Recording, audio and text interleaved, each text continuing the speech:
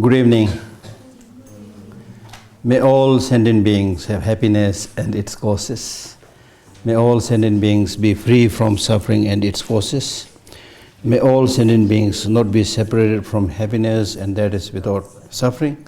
May all sentient beings abide in equanimity, free of bias, attachment, and hatred.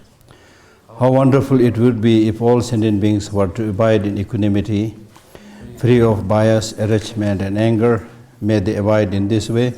I shall cause them to abide in this way.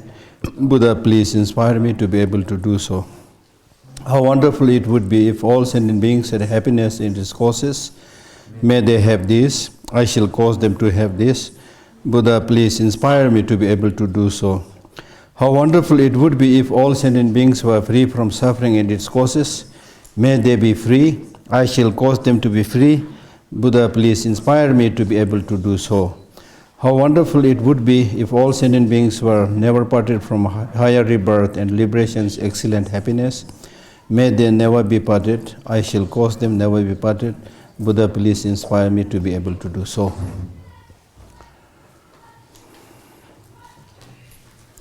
So while we were chanting the first verse, we recited something like, may all sentient beings meet with happiness and the cause of happiness. That's talking about law of karma. Whether it's happiness or suffering, our experiences cannot come from without causes and conditions.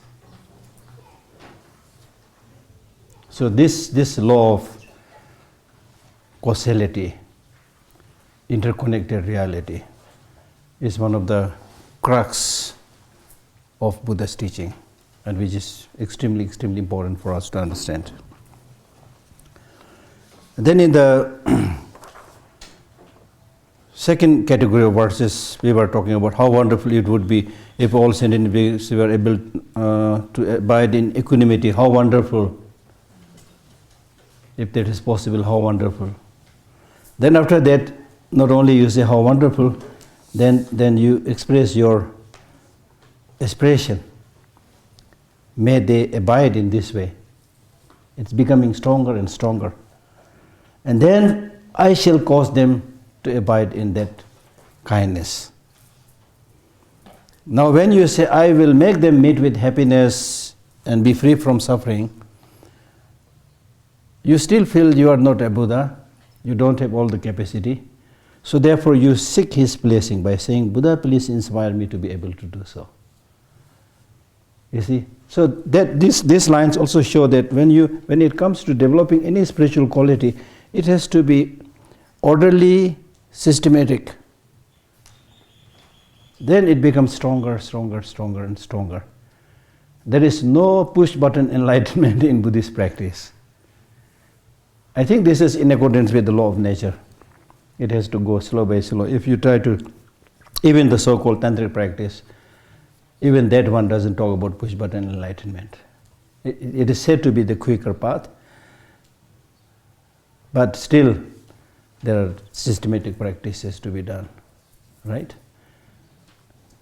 That's one thing that you need to know. Then second, we have been talking about these four immeasurable qualities. As is explained in the Abhidharma, it says these four immeasurable practices are called immeasurable. They are called immeasurable because you are focusing on countless sentient beings, immeasurable sentient beings, therefore immeasurable. And second, because of developing such positive qualities in relation to countless sentient beings, then the merit you collect is also immeasurable. That's the meaning. So that also is guiding us that when it comes to doing spiritual practice, don't confine it just for you or just for your family, Even when you go to a temple, may I have happiness. Always may I, my family, not just that. May all sentient beings, which includes you see, and which is much more stronger. Right? Much more stronger. So that you need to understand. And then to proceed further, to discuss a little bit more about compassion.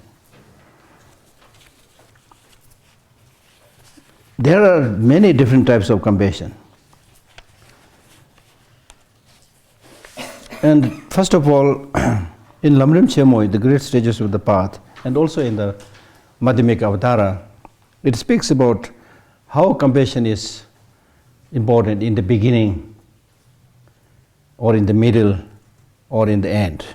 Now, in the beginning means, if you are to follow this wonderful Mahayana path, then the real motivating force is compassion. The reason that you wish to become Buddha is not that so that you can relax, go for holiday. The reason is to help countless suffering sentient beings. So this wish to help remove the sufferings of sentient beings, as you will recall, is the very definition of compassion. So therefore compassion is the real cause for cultivation of bodhicitta. So if you are moved by that feeling of compassion, and thereby if you make a commitment and a promise that I will help all sentient beings get liberated from suffering, then this will become a cause to cultivate bodhicitta and to finally become the Buddha. However, if your compassion is weak, inferior, and then the wish to become Buddha for the benefit of all sentient beings is not possible. So that is why even when we engage in practice, realistically it is possible, because it's easy to say. Like if I say, may all sentient beings have happiness, easy to say. But if you think carefully, who are these sentient beings? And you said, all sentient beings, which includes, of course, human beings. And within human beings, your enemies also. Will that be comfortable to you? Easier said than done. So this you need to really, really specifically, systematically think. Visualize the face of that enemy. Think. And then to try to develop compassion. And then likewise, when we say all sentient beings, it includes animal, the realm of animal, the birds, every living being, sentient being, every living being that has a mind, that has a feeling. Can you imagine, can you do that? So it's a wonderful prayer.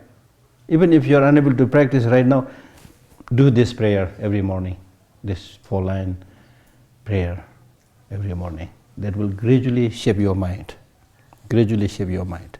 But when it comes to implementation practice, start from your family, your neighbors. That's why I like this saying, think globally, act locally. You see? There's also a saying which says, it's wonderful to talk about well-being of all sentient beings, but the problem is my next door neighbor. You see? It's our next door neighbor who kind of brings problem or creates problem, or you have to deal with them, you see. So deal with that person. And if you are able to deal smoothly or handle carefully with your next door neighbors or people who are making trouble, that is success. Big success. And then gradually there is a possibility that the whole universe becomes your friend. You see. As I mentioned yesterday also, how things appear to you, something dear to you, closer to your mind or not, it's not so much about how others react to you, but it's primarily how you see them, how you project them, how much love you have, how much compassion you have. I mean, look at, take the example of, say, your very, very, very, very, very, very naughty child. Hardly listen to anything that you say, breaks things, yells, jumps, cries. I mean, it's not one day for the parents, I never acted as a father and mother, so I have no idea, but I've seen. I mean, it's not one day, 1 month, 1 year. Years you have to deal with that. And sometimes that makes me like wonder from where these parents get their patience, from where these parents get their, love or affection. Not necessarily just by studying Buddhism, right? Right? But realistically, with realistic approach, accepting the fact, when you develop this positive attitude, you are able to deal with that. You are able to deal with that. Not only that, even that troublemaker, that naughty child, is very, very dear and wonderful in the eyes of the parents, right? Isn't that true? It's really, I'm not saying easy. It's not easy, therefore we need to practice. But when we say it is not easy, it also doesn't mean it's very difficult also. We are also not saying it's impossible also. We are not saying, just changing the perspective, which of course takes time, but which is possible. Which is possible. So therefore, when we study Buddhism and talk about this, practices, what we need to do is, as I said earlier, which one is beneficial to you, to your life? The positive ways of life, negative ways of life. As simple as that. You just see it for that. Long run, and especially because you want long-lasting happiness and peace. See that, right? And then whether it's difficult or not, whether it's suffering or happiness, much is how you project, how you see things. Therefore, there are many like ancient Tibetan or Indian teachers, Buddhist teachers, and I have read number of mind training texts where some of the Tibetan Buddhist masters, when they hear the word suffering, they laugh at it. Laugh. Suffering? Or what is it? What is it? For us, so is it suffering. Yes, I know. So many things we know. But they say suffering. What? What is that?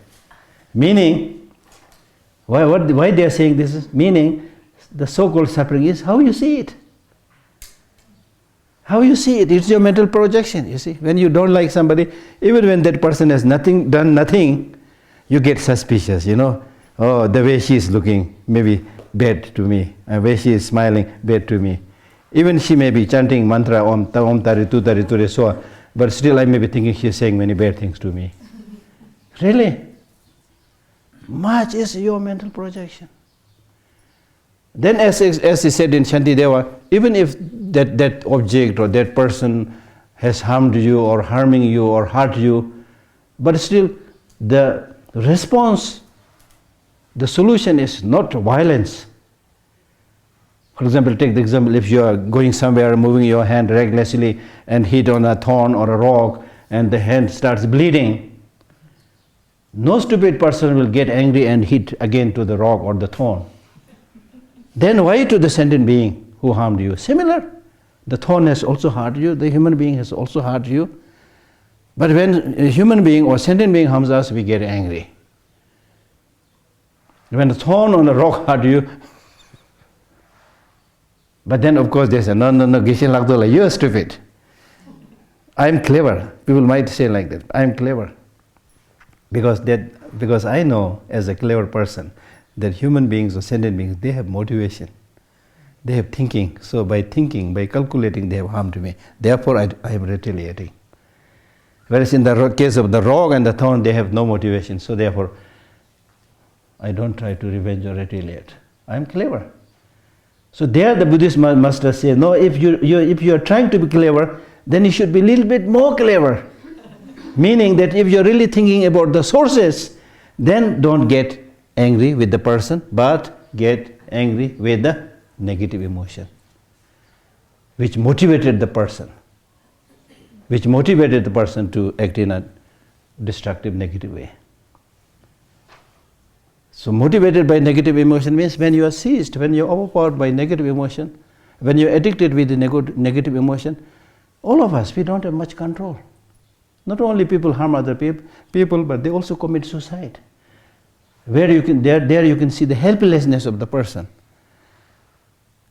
Ordinarily speaking, if you see a crazy person insane mad person, well-known mad person, shouting and saying all the bad things, and then people say, "Oh no, don't go there. His screw is loose.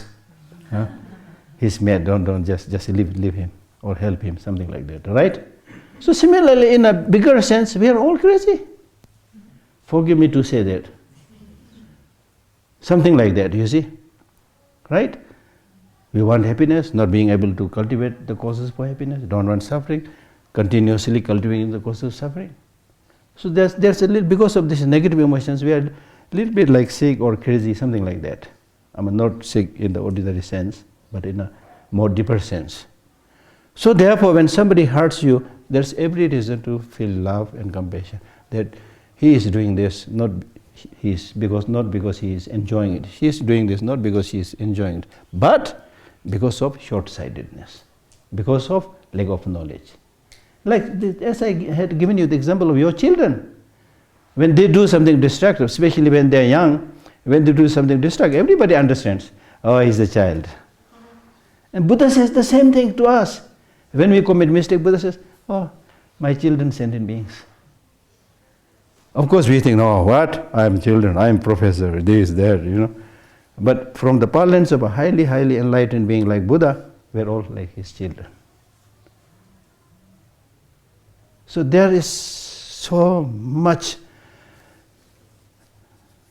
treasure in these teachings of the Buddha, which if we are able to excavate, we can have that mine of jewels and golds, and can really, really make our life much, much, much, much happier. And therefore, happiness and peace has nothing much to do with just external material resources or relationships and things like that. So therefore, in one of the sutras, Buddha says, if you have one practice or one quality in the palm of your hand, you have all the practices in the palm of your hand. And what is that practice? Great compassion. Amazing. Great compassion. And what is great compassion? Thinking, may all sentient beings be without suffering. Imagine one practice, so wonderful, efficient practice. If you day in and day out think about how nice all sentient beings meet with happiness and all sentient beings without suffering, all those countless negative emotions which are normally likely to happen will cease. Not at one go, of course, it takes time, but they will cease. And that process of practice or that kind of attitude is called a meditative stabilization, in which all phenomena towards which you relate to become source of your long-lasting happiness. Then there will be nothing that will not make you happy. Nothing that will make you happy. Amazing. In Tibetan we call it Chö Thamchi Devarantobe Tingiji, a meditative stabilization through which all phenomena towards which you relate to becomes a source of your everlasting well-being, happiness. Right? And then why we are having so much problem? The problem is not necessarily because we are by nature bad. By nature, in Buddhism we say, all of us, including even the sentient beings, they all have Buddha nature. Wow, such a good news. Buddha nature. Meaning, Buddha nature means that if we realize, make the effort, our mind has the capacity to do the best, to achieve the greatest thing, to become Buddha. We have that capacity, the mental potential. That mental potential is called Buddha nature, or the emptiness nature of the mind. That's called Buddha nature. So we have that capacity. Now when you look or see in that way, then if you don't make any effort, how sad it is. What a great opportunity you are missing. as born as a human being, not as a cow, not as a dog, as a human being with human intelligence. You did not make any attempt to discover that hidden treasure, to use it. Greatest loss. So therefore, the way to discover this wonderful potential is to use this given human mental potential in cultivating positive emotions, like loving kindness, compassion, joy, equanimity that we are talking here. Right? So we need to constantly, those of us who got this access to the Buddha's teaching, we need to constantly, every morning, we need to feel happy. I'm lucky, I'm a human being. As soon as you feel happy. You know, I'm not saying you have no problem, everything is okay. But generally speaking, you're okay. You are born as a human being.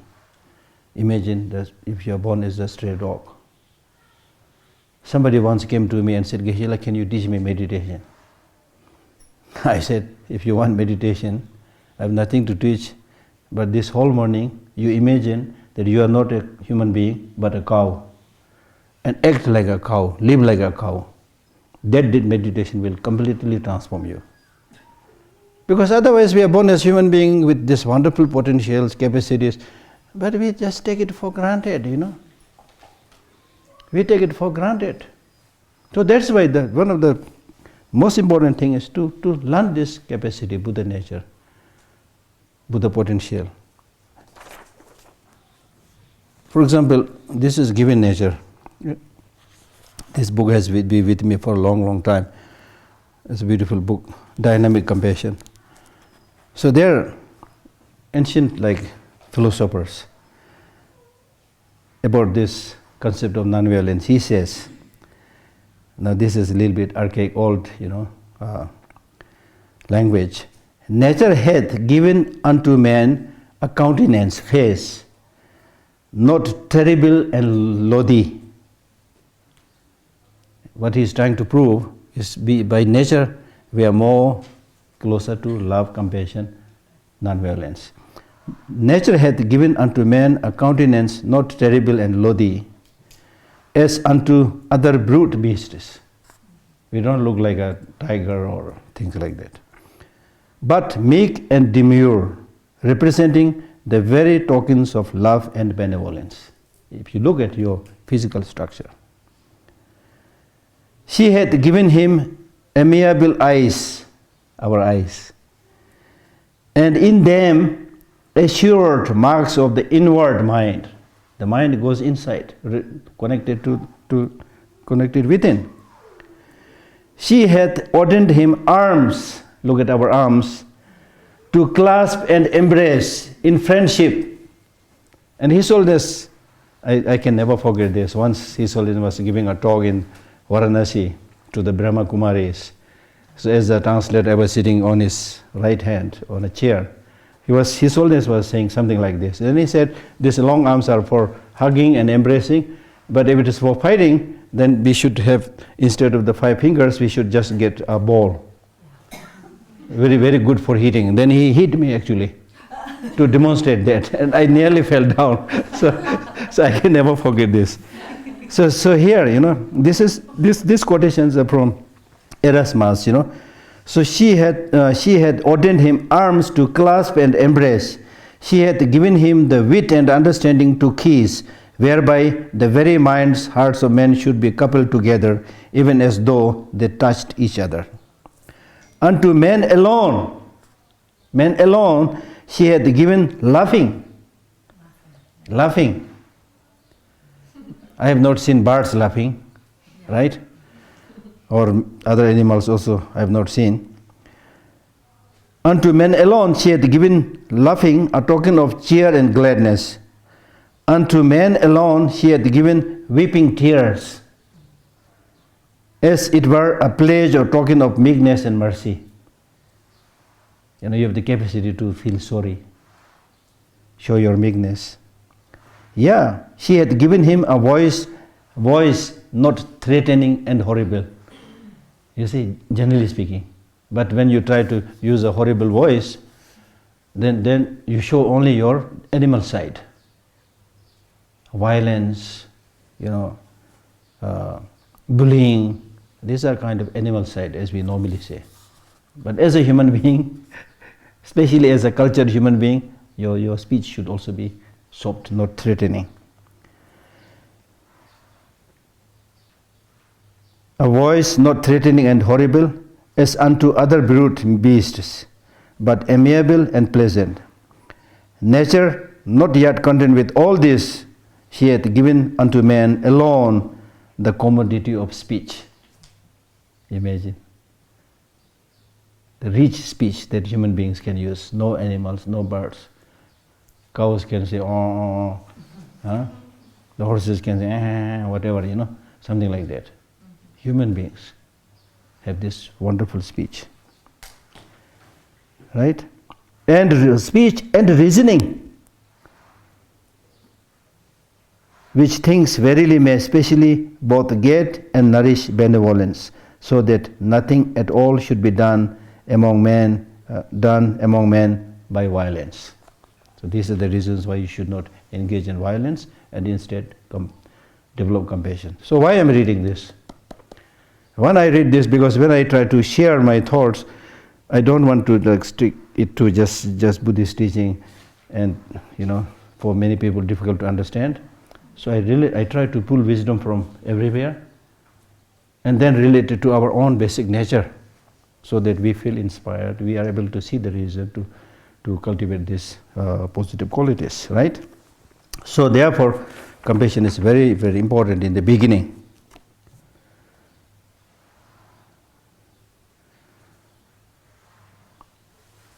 So therefore, in this Lamrim Chema, it says, in short, compassion is like your breathing. Breathing is very much needed for your being able to live. If you can't breathe, you're dead. So similarly, if you don't have this feeling of compassion and love for others, you may be breathing, but you are basically like a dead person. Right? The meaning of being alive is not just breathing. Being able to show these positive emotions. And then compassion is very, very important in the middle. Meaning that even if you cultivate such a compassion in the beginning, but when you actually try to practice, it's very difficult. Because right now I say, okay, you're just listening, not debating with me. So it's very easy for me. But when the class is over, and then we meet around, and especially if we need to do some work together, difficult work together, then I show my nature, you show your nature, Then the unfortunate side or ugly side or many things you see, then you find, I thought this person is good, but it's so difficult to manage. Then I give up. No, then you start thinking, oh, it's just easy to say to develop compassion towards all sentient beings, but it's really, really difficult, so I give up. Avalokiteshvara himself, you read his story, he had experienced that.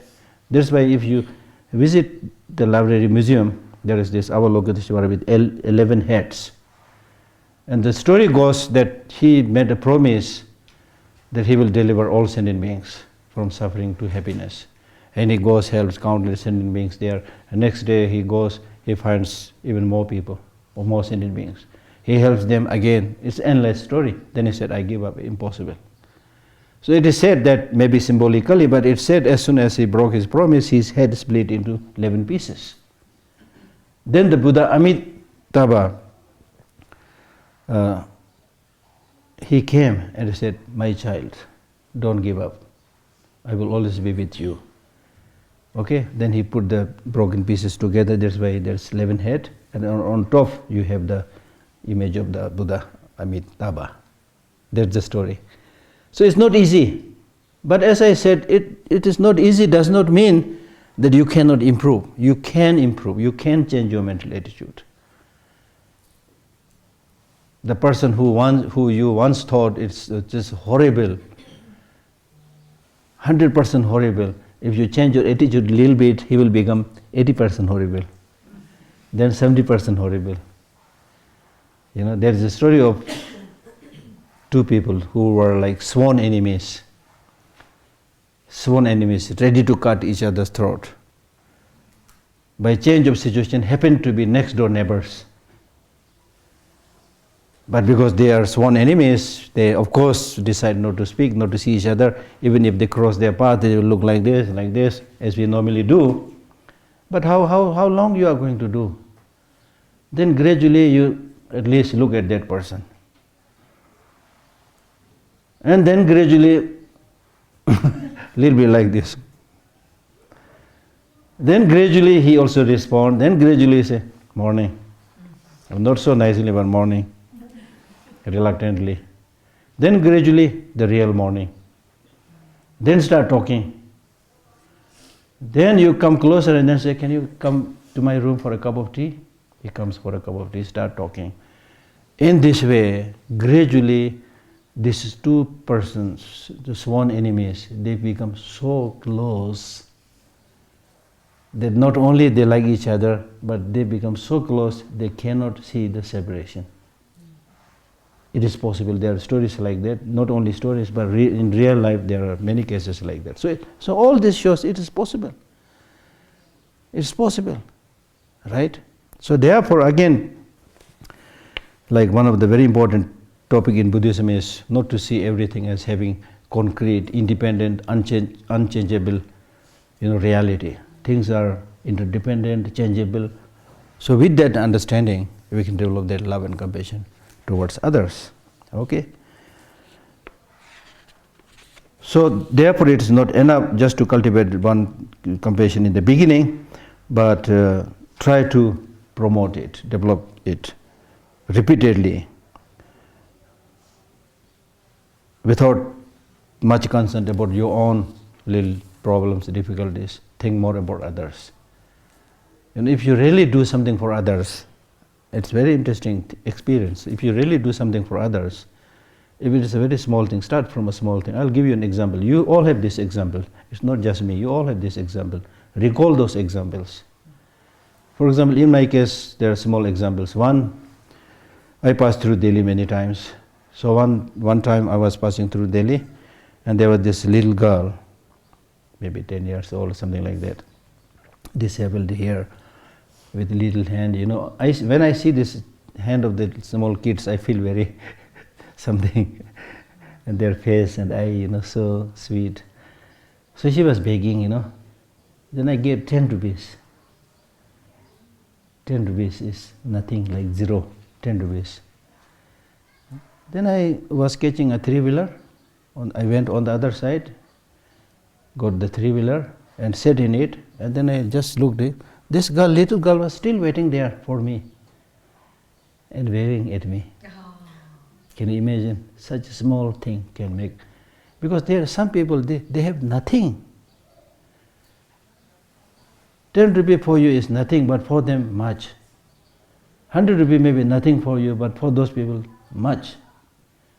Even 10,000 rupees for some people nothing, but for some people it's their wealth, luxury.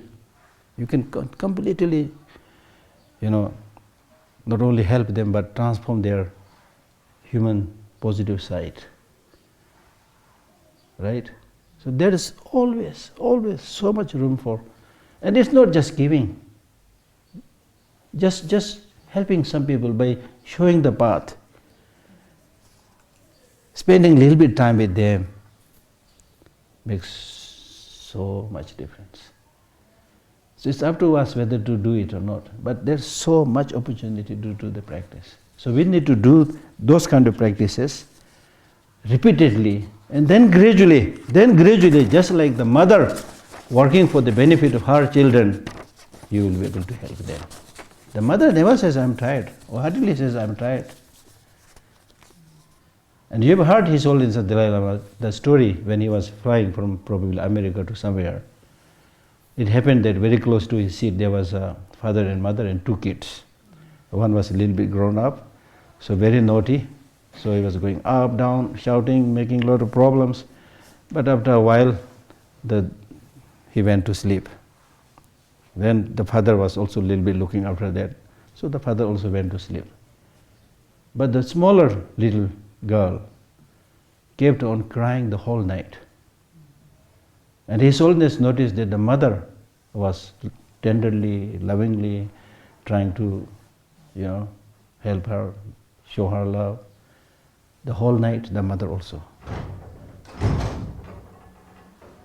And the next morning, His Holiness saw that the mother's eye was completely red because she was not able to sleep. Completely red. So therefore His Holiness said, this is real practice. I cannot do that. You see? So what I'm trying to say is, it is possible to do if we get habituated with things, especially if you have genuine love, then the work you do. For example, I have seen brothers, sisters, or relatives helping each other in a very difficult situation, but still they are laughing, enjoying, because there's love. If there's love, genuine affection, genuine care towards other sentient beings, then your journey becomes comfortable, easy. If you have reluctance, for example, in the hospitals, many nurses, a big percentage in America, who are working, the nurses working in the hospital, big percentage of them are suffering from emotional burnt out. It's not the case they are not working hard, they work very hard. It's not the case they are not intelligent, they are intelligent, but the real, genuine, probably loving kindness and compassion may be lacking. The real wisdom is lacking.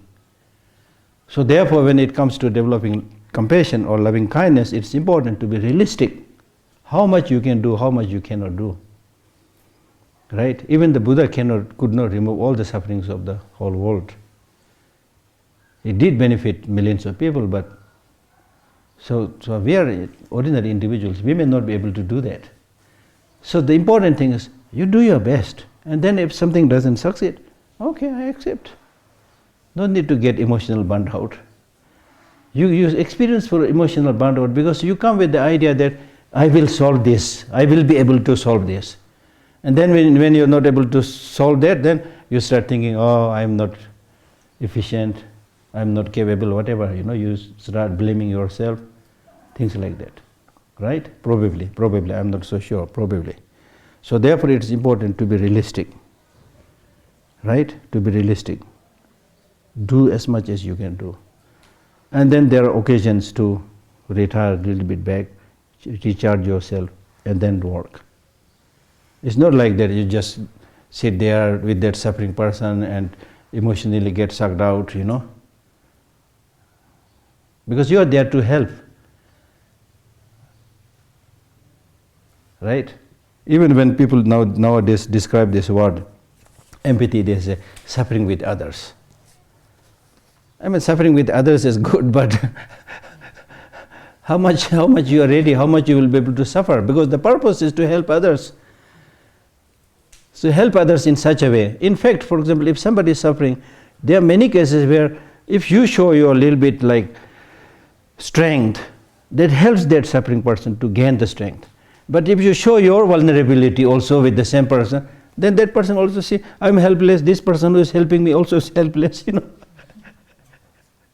Right? So it's really, really important to develop both the method. In Buddhism we say both the method, which means compassion, and also the wisdom together. Method and wisdom together. And another thing that I can never forget is, once I was, as a translator, I was translating for His Holiness for somebody. Then His Holiness was talking about compassion. Then His Holiness said, in order to genuinely develop compassion, you need to develop that wisdom, based on which you are able to really see the reality. Then you develop compassion. Because when you see the reality, you are able to see if the sentient beings make an effort, it is possible for them to get liberated, but still they are not making effort. Still they are not making, effort to understand the reality, so therefore they are suffering. So that suffering is, in a way, unnecessary suffering. And His Holiness gave the example. For example, he said, if there is a ant here, moving here, looking for water, and water is just here. And those people who have higher insight, like human beings who are looking the whole thing, you can see, oh, this ant is looking for water, water is just here. But that ant doesn't have that kind of meta insight, meta capacity to see that whole thing. So he moves, looking for water, sometimes comes quite close to water, then turns back and go. So we are like that, suffering unnecessarily.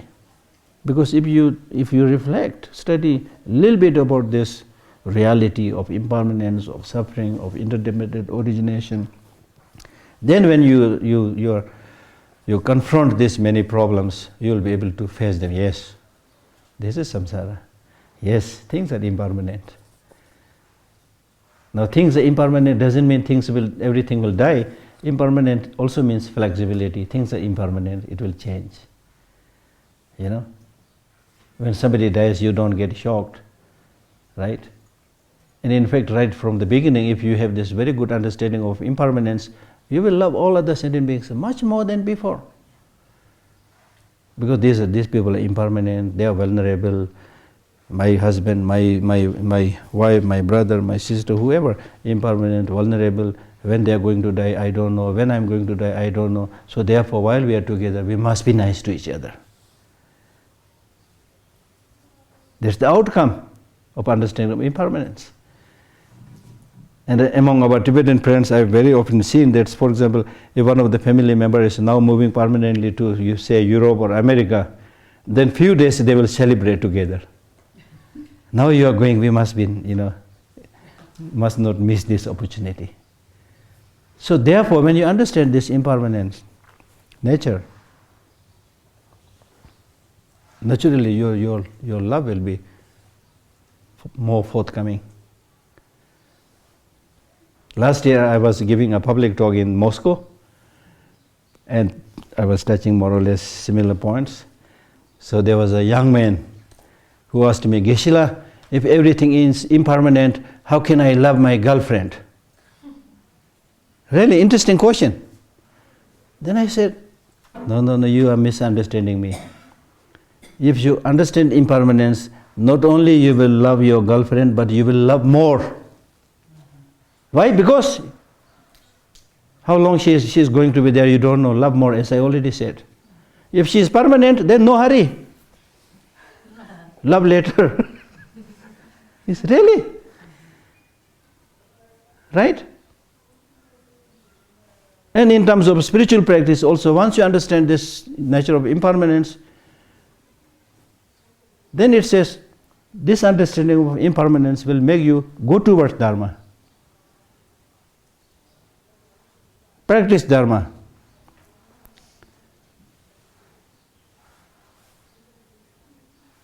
For example, if you are meditating on like death, that death is definite.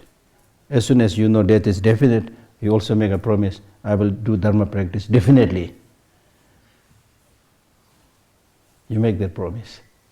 Because you see that practice is the most important thing. And then in addition to the definiteness of the death, when you also realize the time of death is indefinite, then you make the second promise that I'll practice Dharma right now. Because the time of death is indefinite, I cannot wait. And at the time of the death, it's only positive attitude. You call it spiritual practice, Dharma practice, positive emotions, whatever you want to call it. It is only this inner qualities, inner positive conditioning which is going to help you. Nothing else is going to help you. Therefore, I will do only Dharma practice. I mean, that is not so easy for us, but I will probably say, I will mainly do Dharma practice. Right? So therefore, another way of explaining this compassion is explained in the beginning of the entering the middle way, Madhyamika Avtara, that it speaks about three types of compassion. Compassion focusing on sentient beings, compassion focusing on phenomena, compassion focusing on the unobservable object. or non-referent object, observable object or non-referent object. Now compassion focusing on sentient beings means seeing the suffering nature of sentient beings. As we already explained while explaining the very definition of compassion, that when you see the sufferings of sentient beings, it's but nothing but human nature that you feel for it. And you can, of course, especially strengthen it through intentional practices to develop compassion. Not only they are suffering, but sentient beings are characterized by impermanence. Impermanence means vulnerability. And about vulnerability, if we scan our body, when we do the mindfulness practice, there is a practice of mindfulness of the body, feeling the phenomena, and the mind itself. You do the whole scanning of the body, mind, etc. Now, for example, let us take the example of scanning your body. If you scan your whole body from the top of your head down to the sole of your feet, and especially if you scan the realities of your internal organs, how strong are they? How does your lung function? How does your heart function? They are not made of like solid diamonds or they are like small, like vulnerable pipes through which we breathe, right? Very vulnerable. So if any one of you is interested to join a project with me, I'm thinking about maybe making some small movies, really showing the inside of human. There are many, but we can tailor it according to the Buddhist teaching. Because if you understand that, then not only you will be able to do Dharma practice, but you will take more care of your body. Normally we don't take much care about our body because it is nicely plastered outside, right? And then you think, I can just throw anything in my mouth, bitter, sweet, whatever. Then you get sick because what is there inside cannot take everything, right? Cannot take everything. Once I was flying from some other country, I was reading a magazine which spoke, there was a very interesting article about packaging. And it said that anything that is fragile is packed nicely. And of course we all know that anything that is fragile, we normally have to tell the people who handle the baggages and also put right up there, handle fragile. Handle carefully, fragile. Right? So by reading that article on packaging system, I was able to clearly see, and I think it was mentioned there also, that because human body is so fragile, we are also packed very carefully. So whatever is small vulnerable is inside, right? Then packed carefully with the bones, ribs, bones, and then flesh. Then skin also 2-3 levels, dermis, epidermis, things like that. So from that I learned that probably we should prepare a placard and hang on our neck, handle me, I'm fragile, handle me carefully, I'm fragile. That's impermanence. That's really impermanence, right? So therefore, when you see the fragility, impermanence, according to the scientific finding, our whole body undergoes complete change within a very short period of time. You see? So that's the reality. So through that way you will be able to develop that compassion. And then thirdly, and even more powerful meditation is seeing the lack of independent inherent existence of the sentient beings. What we are seeing is just our imputation. The so-called hand, the leg, everything is an imputation. There is nothing that can stand the test, nothing that can withstand the analysis, nothing having objective, intrinsic, independent existence, right? So therefore many Buddhist texts, they say, meditate on all phenomena as like an illusion, it's like a dream. Imagine. And if you are able to see everything as an illusion, as a dream, well, what is the fun to get so much obsession with these things? Why get so obsessed with dreams? In the dream, even if you get a wonderful dream of winning several billions of dollars, but when you wake up, not even a single dollar is there because it's all dream. So likewise, our life is really like a dream, right? So therefore, like a dream doesn't mean that it's not there. It means there's nothing really to hold on to. Hold on to. Like for example, if you still have difficulty understanding this, look at the years that you already spent, the life you already spent. If you are 20 years old, look back and make a movie out of the 19 or 20 years of the past. Now today you look back, it's a dream. The dream you had last night and the dream now you are having by remembering the last 20 years of your life. Well, what is the difference?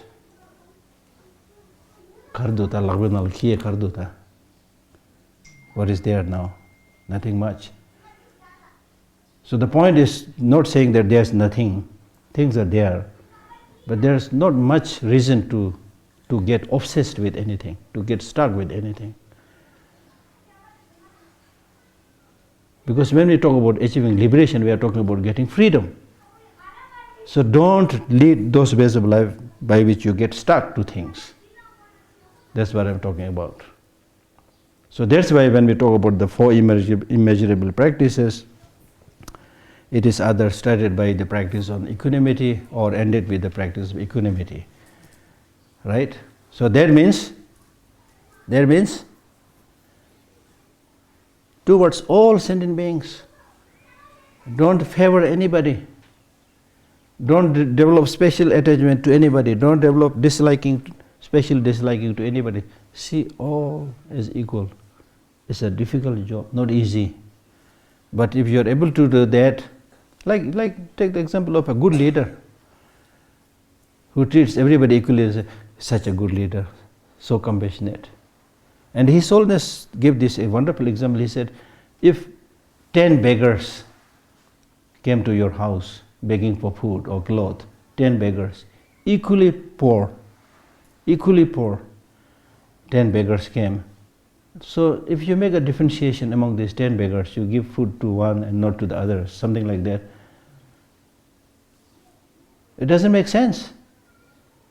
Because you are knowing these people for the first time, they're all beggars, equally poor. So whatever you give equally towards all them, towards all these people. Don't make any differentiation.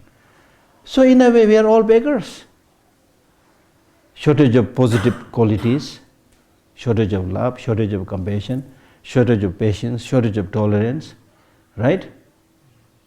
We are deprived of all these really, really important positive qualities. That's why we are suffering. So when you see sentient beings in that way, then you will naturally be able to treat them equally. I mean, not at one go, but slowly. That's your goal, to treat them equally. Right?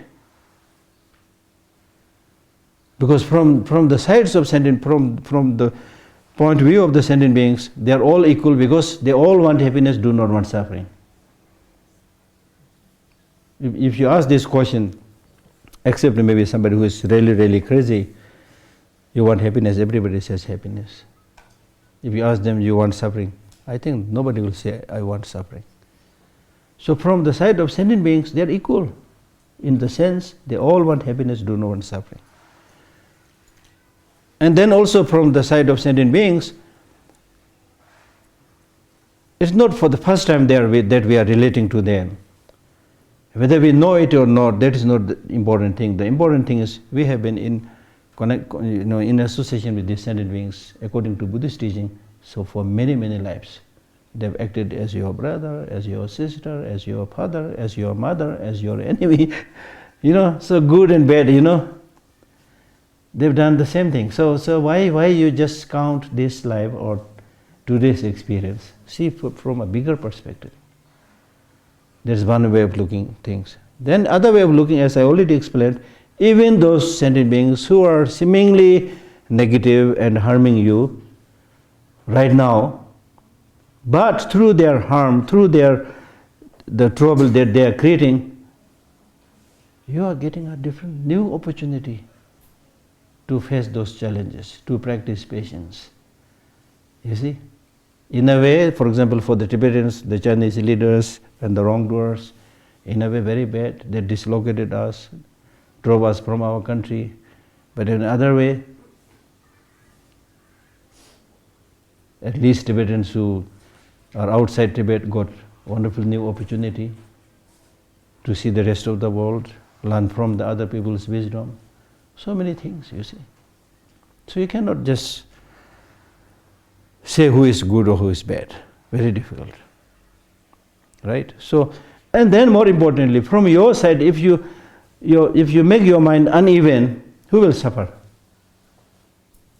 For example, without saying anything, if I like some people here and develop a lot of love and compassion, then another section I develop disgustion, hatred, who will suffer?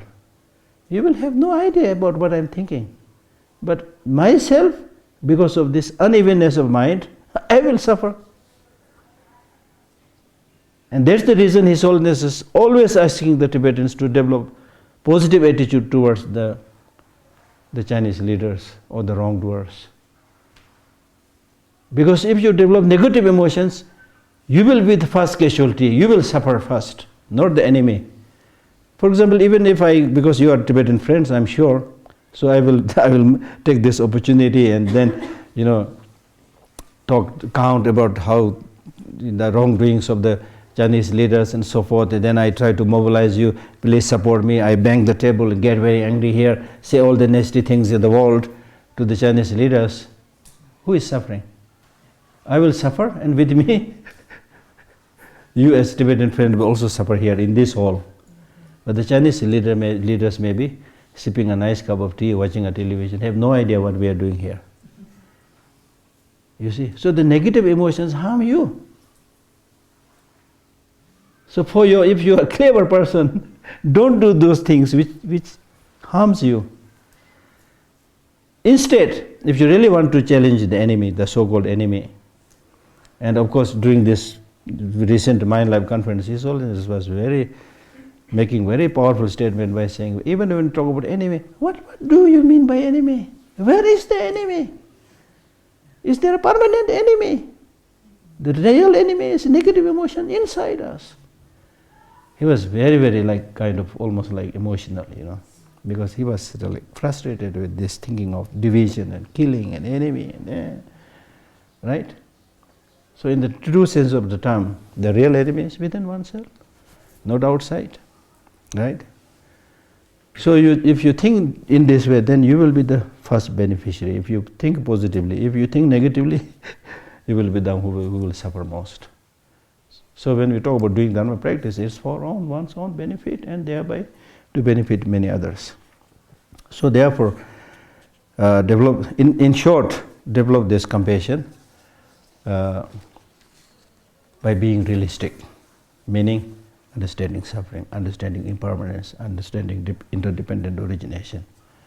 Then the compassion that you develop will be strong, realistic, and many people in the West, scientists, they have now realized this. They need to focus on the strength side of the practice of compassion. So the strength side will come.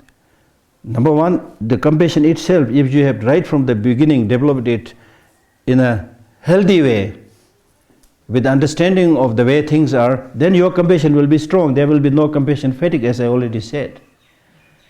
But without that understanding, if you just simply tell people, be loving, be compassionate, and not tell the other side, the wisdom side, then there is sometimes a likelihood of becoming a doormat.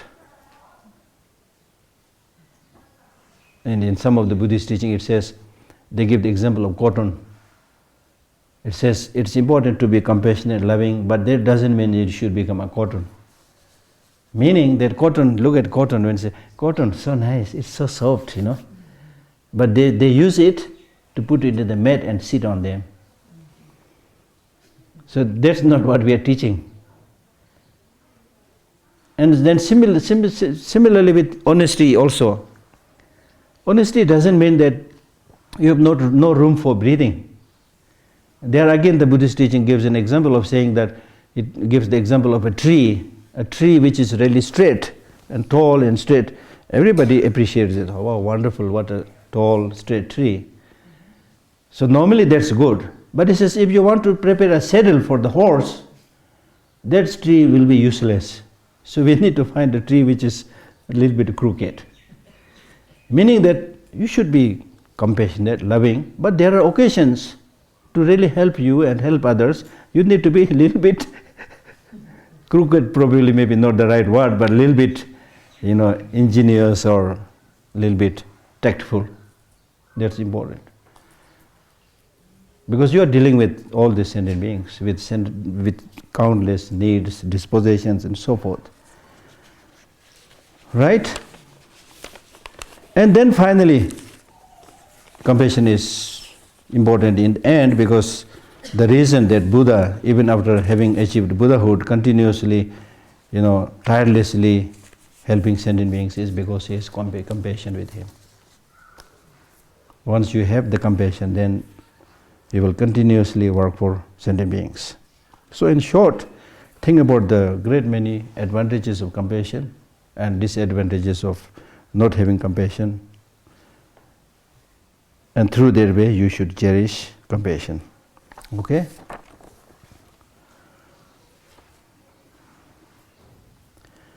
Then next is sympathetic joy. Now, sympathetic joy means when you train the mind, mind is very, we call the mind a monkey mind. It's very tricky. You need to especially, focus on certain things to make the mind work. So basically, if you have loving kindness, you have compassion, I think that's enough. Probably no need to talk about, joy also. But joy here means, immeasurable joy here means, when you see other people succeeding in their job, right? Becoming famous, or receiving praise, we should rejoice. It's also a very important way of seeing things. Normally human beings have a very interesting tendency. Sometimes without any reason we have a little bit of this kind of jealousy. For example, if I praise somebody, this person I met, I think you know that person, he's really good, he's this. Then that listener will say, yeah, he may be good there, but you see, that's not healthy. So therefore, Shantideva in his Bodhisattva way of life says, if somebody is praising the good qualities of somebody, you full-heartedly support that. Because here you are just talking about the good aspect of that person. He may have bad aspect, that we are not talking right now. So don't try to bring that up. But we have this tendency, yeah, that's it, but I know the whole story, And so you expect everybody a perfect person. Where is the perfect person? Including yourself, you see. So from the practitioner's parlance, even if sentient beings, they are doing a little bit good, just like mother to the child, when the little child, when the child is very small, not even able to speak, when for the first time the child says few words, the mother and father, they are overjoyed. She said the first word, wow, as if it is a big miracle, wow. She smiled, or she took 3 steps, or she started speaking, you see. Because they have the love. Any good thing that they see in their child coming up, they will appreciate, they will feel happy. So similarly, if you consider other sentient beings as your brothers, sisters, Whenever you see something, see them doing something good, feel happy.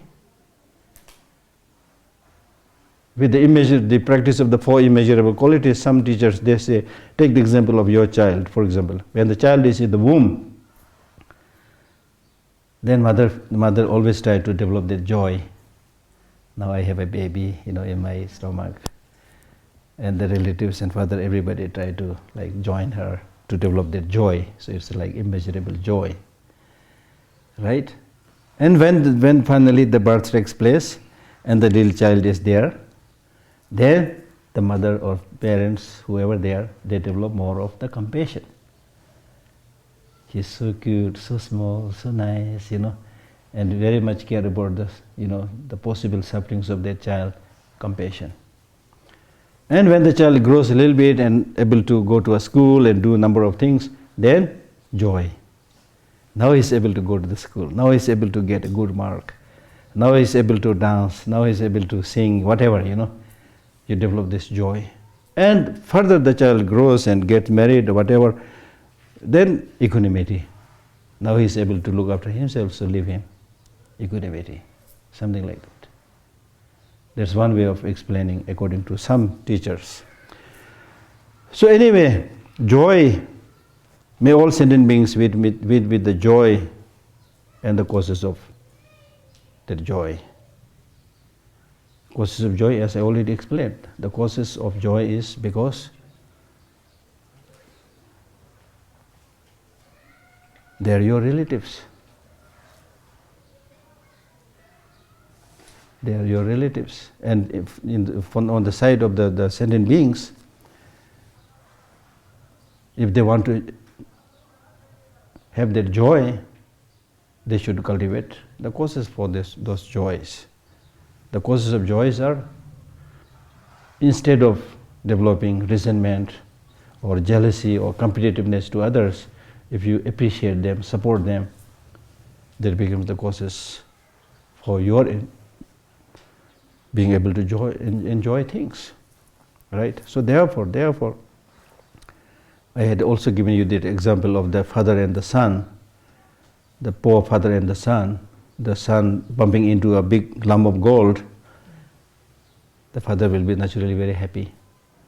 So similarly, as a practitioner, you are supposed to be helping these sentient beings. Now, the sentient beings from their own side are able to do something that will help them flourish. It's like parents seeing their children flourishing. So there's every reason to develop their joy. Feel happy. Oh, you succeeded, passed your exam. Oh, wonderful, so good. Let us go for a cup of tea. Right? Oh, you are freed from the hospital. Are you okay, healthy? Oh, wonderful, very good. So this kind of constant encouragement, love, compassion, these are the real sources of flourishment or flourishing in the human society, which is not so much done in schools and universities and colleges. Because in schools and universities, what is taught is literacy, not real education. And real education is, I suppose, those which will make that person, that individual person flourish. That individual person flourish. And how would that individual person flourish? She will flourish only if you help them, or only if they learn cultivating these inner resources. Inner resources. Because at the end of the day, they have to fall back upon those inner resources when they get problems and troubles, you see. You cannot always depend on others. Even the Buddha, he himself said, self is the protector of the self, no one else can be the protector. Even Buddha said, the first thing that he said after getting enlightened was that you look after yourself. Bye, take care. Bye, take care. You see, that's the bitter truth. So therefore, that the real kind of source of joy and happiness and peace and harmony is changing one's own perspective and developing these inner resources. And these inner resources like loving kindness, compassion, joy, equanimity, they will be your most reliable, permanent friend, inexpensive friend. For other friends, they will help you, you also have to help them. If they get sick, you also have to. When they are healthy, when they have a lot of money, they will help you. But this doesn't mean that you will not get in trouble. They might get sick. Because you have received so much from them, when they get sick, you also have to suffer with them. You see? But with these inner qualities, they will never ask anything from you. Imagine. And they will be there with you wherever you go. They will never become excessive baggage. The ordinary belongings, excessive baggage. You will know that when you reach at the airport. Madam, sorry, you can't carry more than 15 kilos, so you have to pay 300 something these days in India for every extra kilo. Excessive baggage. And Buddha actually said this a long time back, don't carry excessive baggage. Buddha said this a long time back. He said that when you, at the time of the death, you can't take even a needle, he said it. Your relatives cannot come with you, your friends cannot come with you, your belongings cannot come with you. The only thing you can take is your inner resources. Buddha spoke about this a long time back. But because of not practicing it, because of not realizing it, we ended up accumulating material belongings, more and more, more and more. I want more, I want more, I want more. Now we have reached at such a peculiar situation that I was reading another book which is really on excessive baggage. It's not a Buddhist book. I read all kind of funny books. So that book says, these days if you go to an airport and if you say, sir, where is your baggage? If you say, I have no baggage, they will look at you with great astonishment. Somebody traveling without any baggage. You see? So you have to travel with baggage. And if you travel more, you will be fined. Excessive baggage. Really? So therefore we need to develop this conviction that at the end of the day, it is my own emotion, my own thinking, my own attitude, my own inner strength, which will help me and which will be able to help others. The Buddha, for example, take the example. Similarly, many other teachers, like look, His Holiness Dalai Lama, he is helping so many people. He's not going around the globe distributing dollars, right? Then why people go after him? Because he treats everybody like his children. Show genuine love, genuine compassion. So just by seeing everybody, oh, I saw His Holiness Dalai Lama. He's so happy, you see? Because if you have that genuine love, genuine compassion, everybody needs it.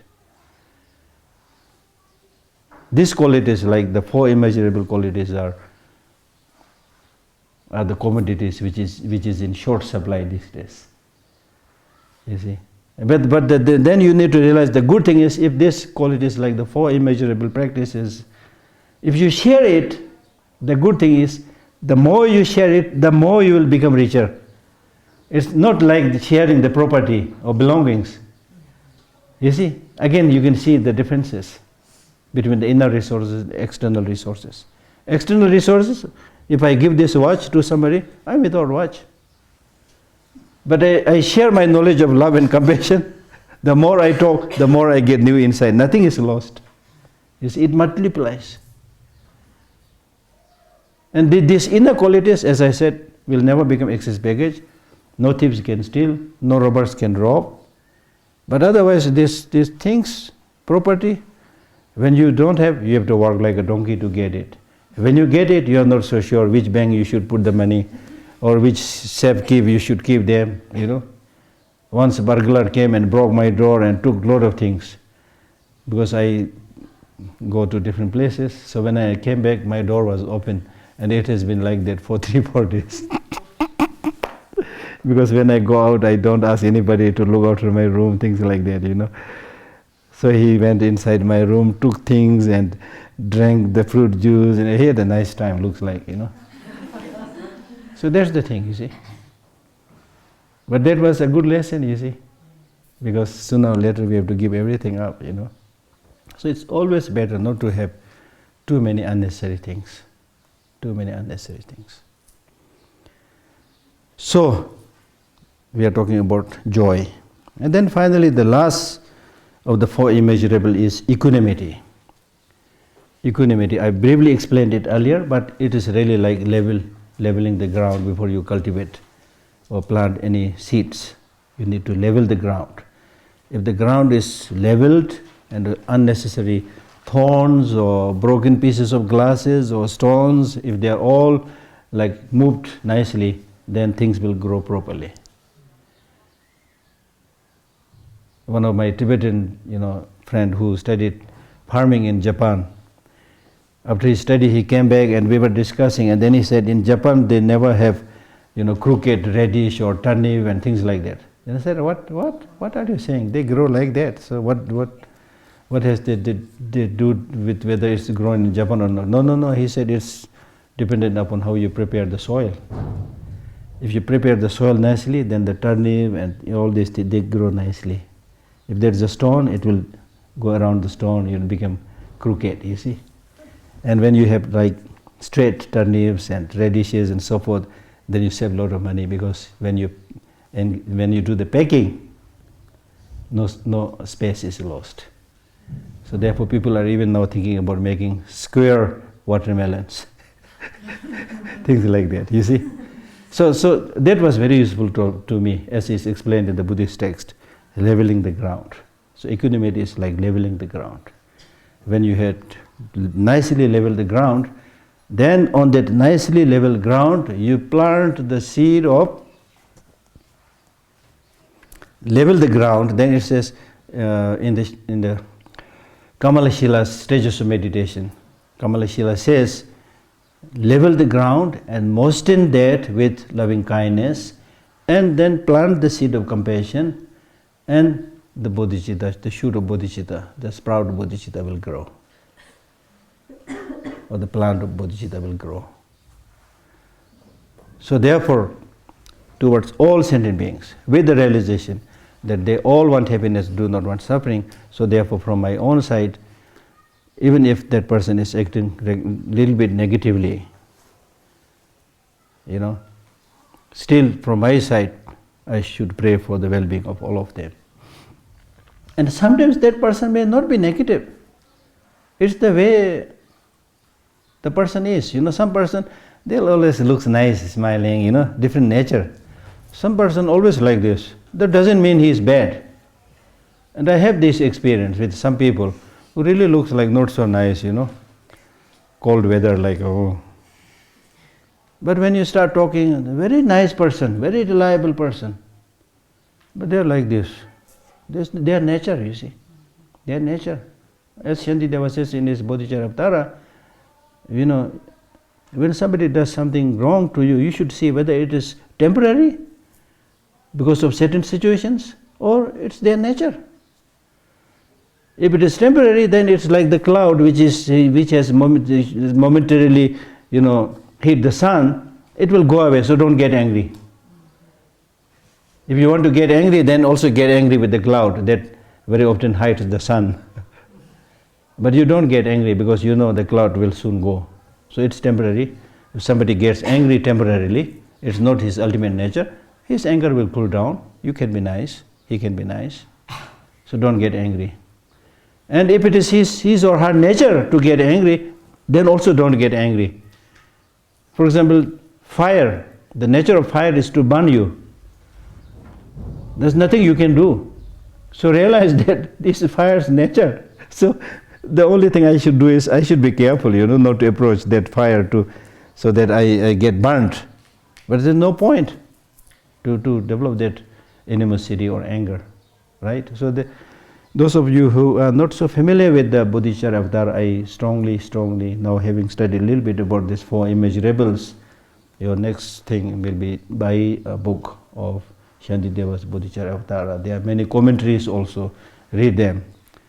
Read them. There are some of the chapters, the whole book, of course, especially some of the chapters like chapter 6, chapter 4, chapter 8. Amazing. Talks about patience and all those things. So read them, right? So therefore, equanimity is in fact like their fertile ground for developing all these other qualities like loving kindness, compassion, bodhicitta, and all other qualities, right? Because if your mind is not in equilibrium or lopsided, I think it is Shenda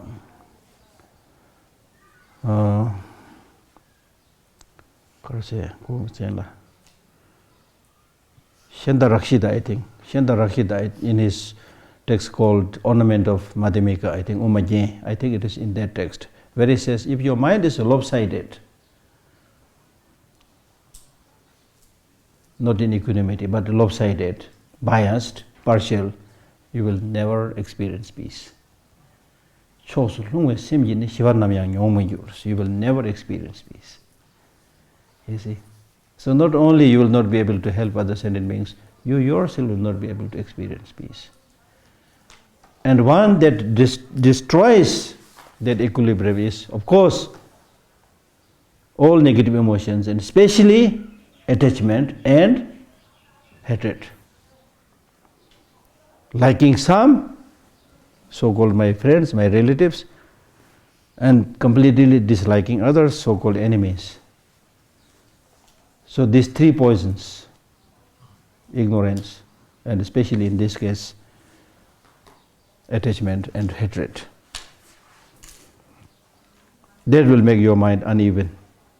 Then you will suffer, right? So therefore, equanimity, I mean, with the process of development of equanimity,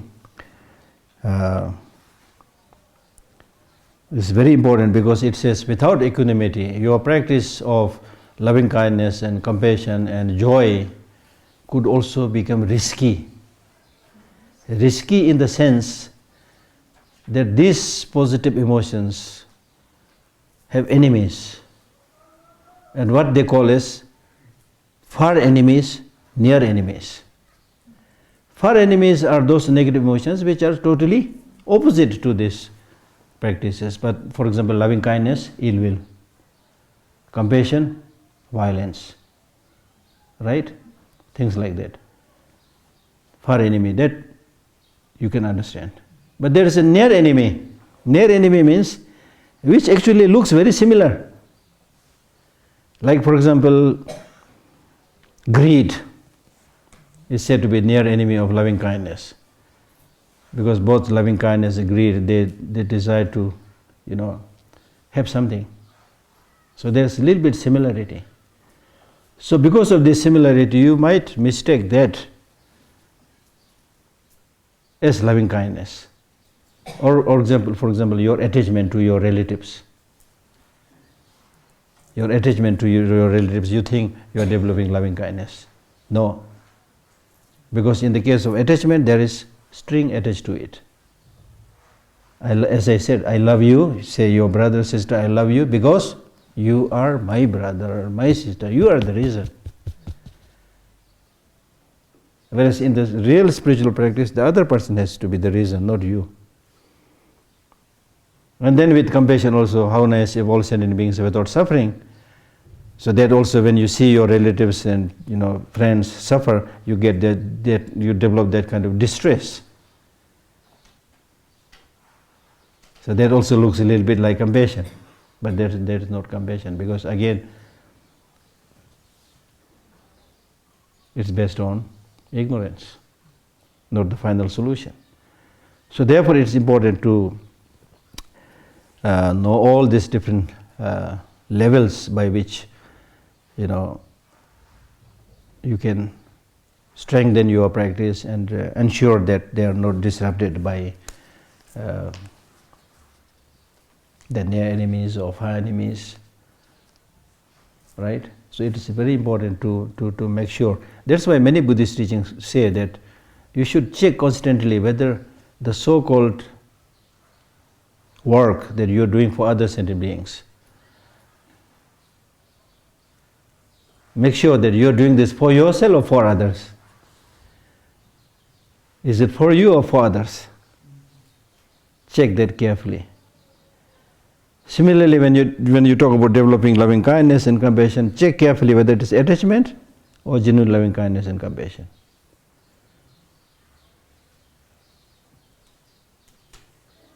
Right? Because anything that is alloyed with negative emotions, and especially if it is a negative emotion, it will make you stuck. It will make you vulnerable. It will make you narrow-minded. Anything that is positive, especially pure positive practice, that will not make you stuck. It will liberate you. It will free you. You see, that's why with attachment we get stuck with somebody. So, to differentiate all this, you need wisdom, the light of the wisdom. Light of the wisdom. There is an ancient story of one Indian teacher who took the class, and after finishing the lesson, he told one of his students to take this particular book and go to my room and keep it on the table. So this boy, he took the book. And he came back with the book, a little bit scared. He said, "What?" Then teacher said, "What happened?" He said, "No, near your table there is a snake." Then he said, "Oh, no, there is no snake. I'll give you a mantra. Recite this mantra. On your way, you recite this mantra and then put the book." So he went there reciting the mantra. Then we reached near the table, he again saw the snake. He came back saying, no, I can't go there because the mantra didn't work. The snake is still lying there. The teacher said, "Yes, very true. When it comes to understanding the ultimate truth, mantra doesn't work. You need wisdom. You need light, because you are seeing that snake there. There's no snake. It is a coil of rope. But there's not much light. There is darkness, so you thought it's a snake. So now you go back and see whether there's a snake. Take this lantern or torch."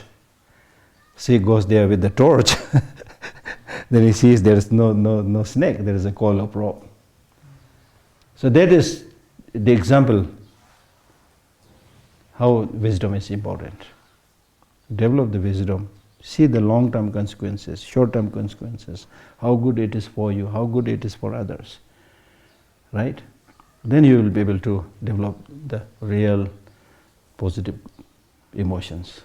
I mean, in the beginning, even contaminated positive emotions is tolerable, but in the long run, we should be able to develop those positive emotions, which basically has nothing to do with self-cherishing attitude, which is not dependent on ignorance. So that is the key. Because the more we develop the wisdom, the more we are able to see the reality, the more we are able to see the fragility of everybody, the more we will be able to develop that feeling for others, that love for others, compassion for others. Right? And when you don't have that wisdom, even a small wisdom, when you don't have this, I mean, I can narrate several examples. Like, take the example of somebody going to war, even these days, with those powerful destructive weapons.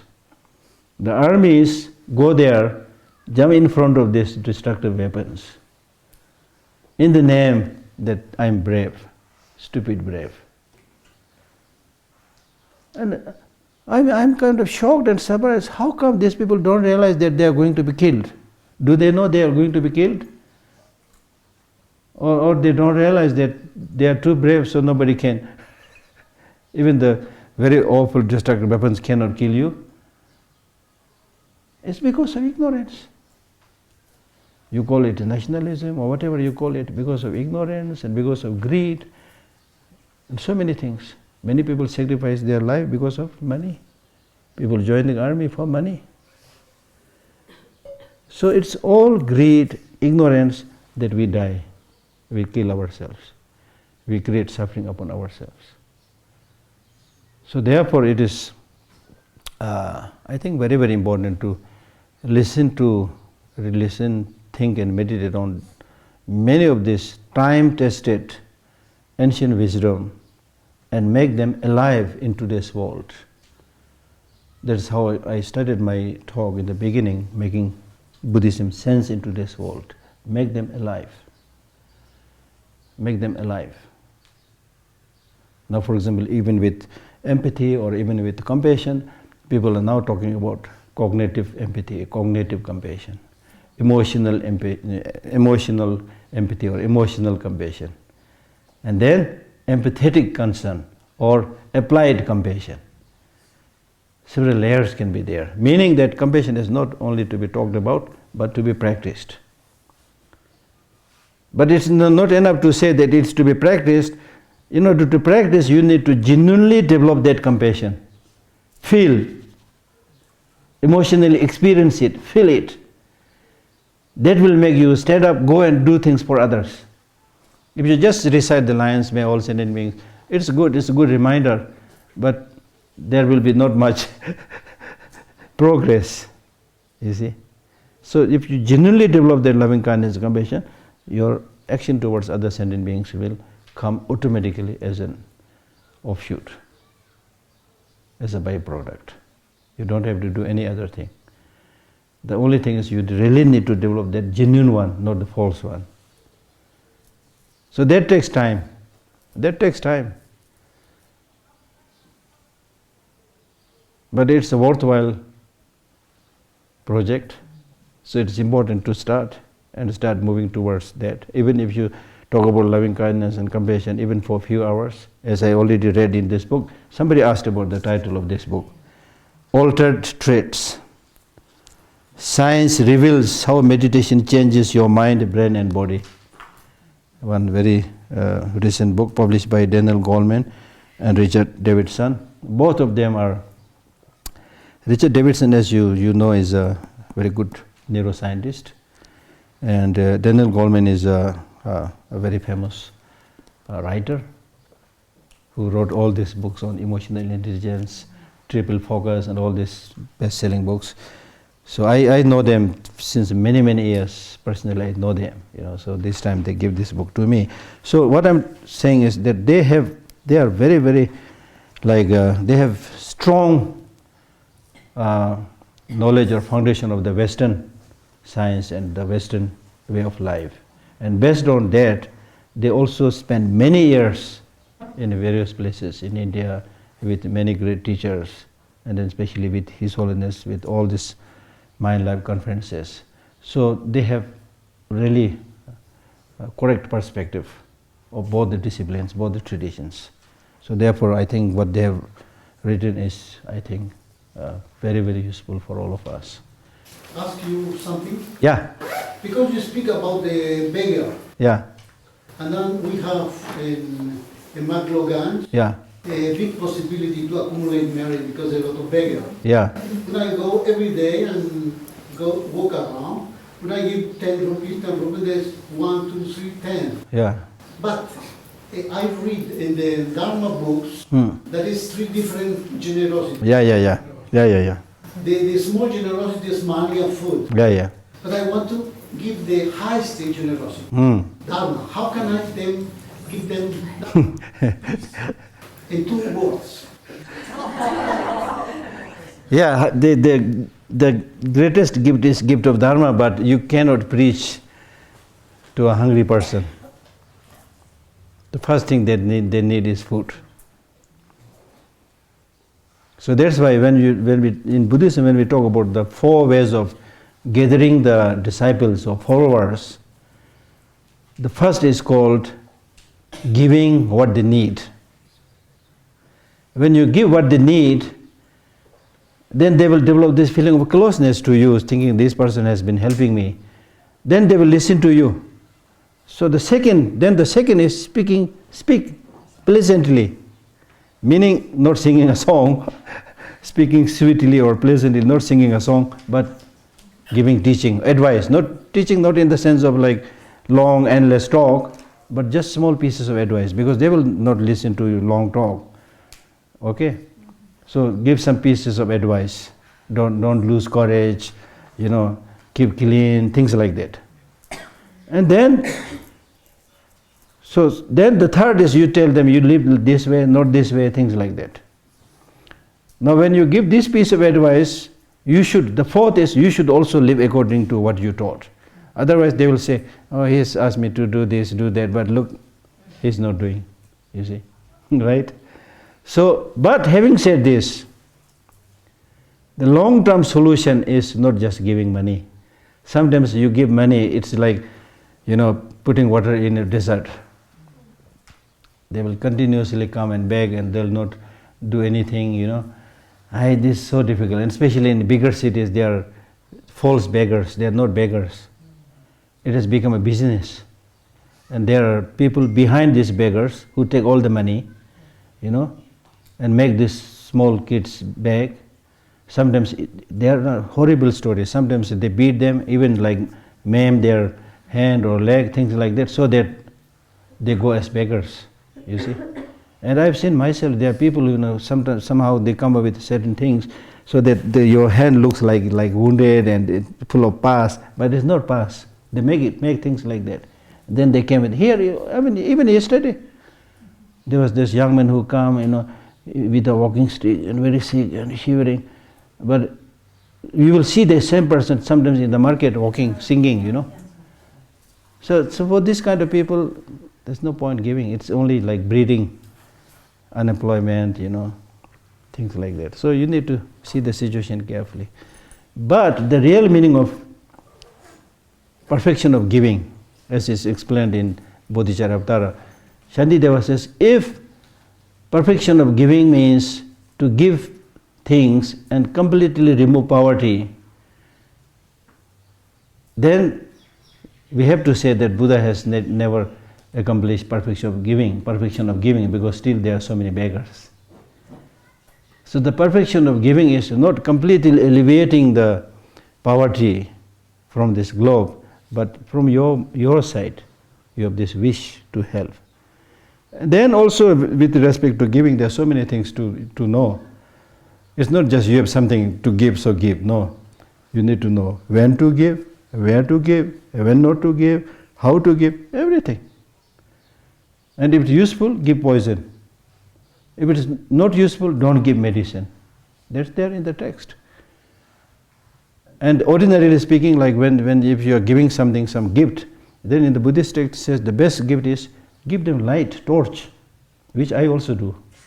One of my favorite practices, I'm not saying I'm distributing many torches so that you will come to me, but I bring a little bit of, normally I bring torches, small torches, which is really good. And at the time of the Buddha, the two of his foremost disciples, Shariputra and Mangalyana. So Shariputra, for example, is said to be very, very intelligent, because he used to give needles with thread to sew the torn out clothes. So because of this, his intelligence becomes very sharp. That's the result of his past karma. So anyway, that makes complete sense. So purpose of the Buddhist practice is to sew what is torn out, right? To heal the wound, to repair the broken legs, something like that, you see. So therefore, anything that really, prolongs other people's life, supports their healthy, not necessarily dharma practice as well, and also good way of life, anything promoting, helping that, give those gifts, they are good. Anything that is like, for example, knife to kill somebody, a gun to shoot at somebody, or anything that will completely distract the life of that person, these are not good gifts. And especially at my age, I have started now realizing that giving material possession doesn't make really much sense. Unless somebody is really, really in need, it doesn't make sense. Many people, they have enough. So it doesn't make much sense. So I've been really thinking, I don't know how to do it, to give the gift of the culture, the education, your experience, especially to the younger generation. In my case, to the younger Tibetan generation. So occasionally, not always, don't think I'm a practitioner, you know. Occasionally, when I think, now I'm about this age, and in general, of course, death is uncertain, and now I'm about this age, so what is it that I'm going to live? In a mundane sense, I don't have children to leave behind, which makes sense, doesn't make sense, but anyway, I don't have children to leave behind. So what is it that I'm going to live? Then one thing that came into my mind is, I'm not very, highly educated or have a lot of experiences, but do have some. Everybody who has reached certain amount of age, they have life's experiences, they have certain knowledges where they have this conviction, oh, this is something very useful, I must share. So those things I really seriously thinking to share. And with the Tibetan system of education also, I've been talking about this. Let us make a plan so that some of the most important values, educations, must be thoroughly taught to the younger generation so that they are able to be the torch bearer. And that will not come in 1 day or 2 days. There has to have a systematic plan. So those things, I think, are the best gift, not only for that generation, but for the humanity, I think. Okay, thank you very much. So, no meditation, no problem. Time is gone. You have to do meditation for the rest of your life. So at least we should recite that prayer. May those with fear be fearless. May those under bondage be freed. May those powerless be empowered. May our hearts join in friendship. And as you will read in this book and also in many other texts, even if you meditate on loving kindness, compassion, or talk about it, even for 1 hour, 2 hours, you collect great merit. And I am thankful to all of you that you give me this opportunity to collect merit. And so let us try our best. Thank you very much.